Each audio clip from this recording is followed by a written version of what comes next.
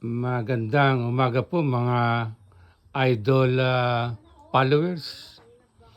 Narito po tayo sa Barangay Dangi, Bayan ng Pulangko. Dito po rin sa Dipolog City na sakop ng malawak na Kamindanawan. At sa araw po na ito,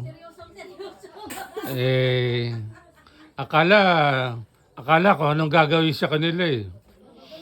Ayan.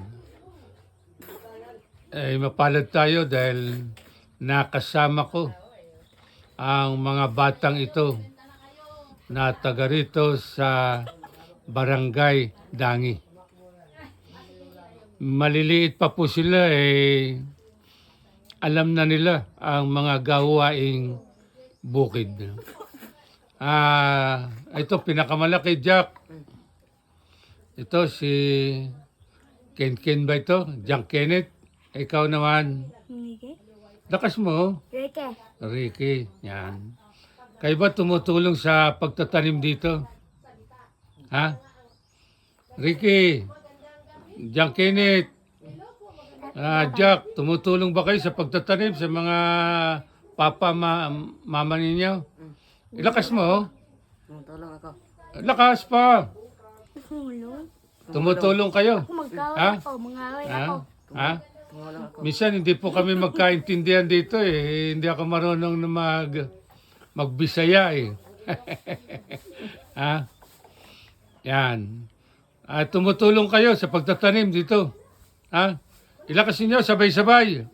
Tumutulong. Ha? Kami. Tumutulong. Yan. Ano ba yung sa Bisaya yung tumutulong? Nitabang? Ha? Tabang. Ano? Nitabang? Nitabang. Ha? Tumutulong yun. Ano? Tabang? Kayo pumapasok naman sa eskwelahan. Ha? Sige, sumagay. Ha? Sumagay. Lagi kayong pumapasok. Hindi kayo uma-absent. Hindi. Ha? Kahit madulas ang daan, maulan, mainit, pumapasok kayo. Ha? Jack, pumapasok kayo ha, kahit maulan, mainit, kahit walang baon, Ako lagi? ha? Ang baon ninyo, kamote, saging, ganun. Ako ba? Ha? 5. Malapit ba dito yung eskwelahan sa elementarya? Malapit lang. Malapit lang. Ha? Medyo malayo Sige, rin. hapdi. Ha? Hapdi kayo sa kintin. Hapdihan kayo. At natutuwa ako at nalaman ko kayo, tumutulong kayo sa pagtatanim. Ha? At ito ang masasabi ko sa inyo. Kahit mahirap ang pagtatanim, kahit mahirap ang pagpasok sa eskwelahan, Jack Kenneth, tumingin ka. Ang ganda mo lalaki. Kahit mahirap ang pumasok sa eskwelahan, sikapin ninyo na makapag-aral. Ha? Sisikapin ninyo. Dahil yung pagkakaroon ng edukasyon, yung pag-aaral, iyan ang magdadala sa inyo sa isang magandang bukas.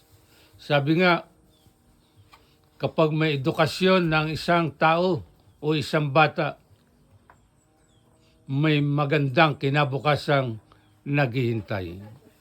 Tingnan ninyo yung ayos ng pagkakaapo ni Ricky, naka-4.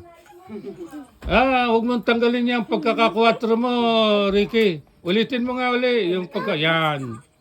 Ricky, kapag ikaw'y nag-aral, nakatapos ng isang magandang kurso, darating ang panahon, iyang upo mo, upunan ng mayaman yung naka-4.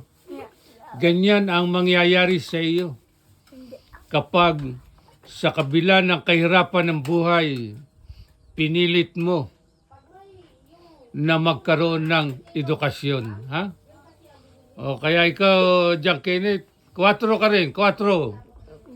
Sige na, 4. Yan. Ikaw, Jack, 4 pa rin. 4, 4, 4, yan. Iyan ang mangyayari sa inyo kapag kayo ay sinikap na magkaroon ng edukasyon, mga upong naka-4. 4 upo, 4 pagdating ng panahon, mga upong milyonaryo. Ayan ha. Salamat sa inyo sa araw na ito. Ha? Tandaan ninyo ang aking sinabi. Ano ang pagpipilitan nyo sa buhay? Ha?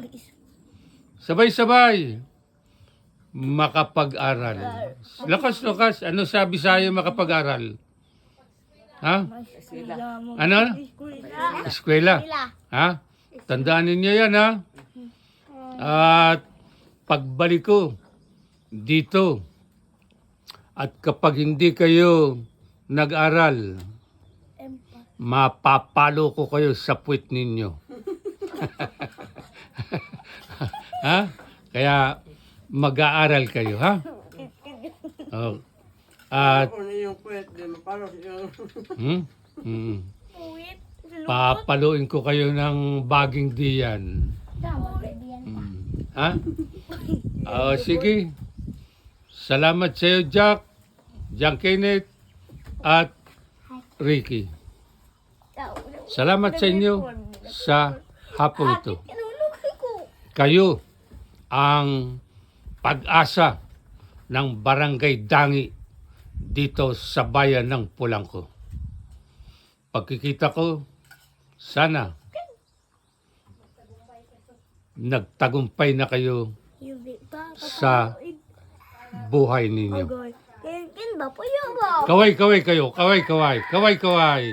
Yan. At sa aking mga idol followers, paki-subscribe po sa aking YouTube channel at sa Facebook page. Napakalaking tulong po para sa isang katulad naming content creator. Salamat po.